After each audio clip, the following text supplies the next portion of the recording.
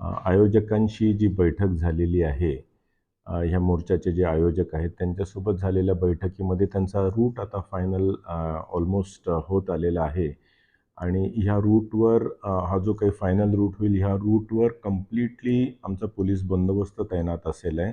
2,500 ते 3,000 पोलीस अधिकारी आणि कर्मचारी या रूटवर आणि याच्या सभोवतालच्या परिसरामध्ये संपूर्ण डिप्लॉईड असतील आहेत. साधारण पनवेलच्या आसपास यांचं लंच चे फूड पॅकेट्स त्यांना वितरण करण्याचं आयोजकांनी सांगितलं आणि APMC मार्केटमध्ये रात्री मुक्कामाची त्यांची व्यवस्था त्यांनी ठरवलेली आहे. तर या दृष्टिकोनातून त्यांचा रूट हा सुरक्षित असावा आणि APMC मार्केटमधली जागासुद्धा सुरक्षित असावी याची सर्व पाहणी पोलीस अधिकारी कर्मचाऱ्यांनी केलेली आहे.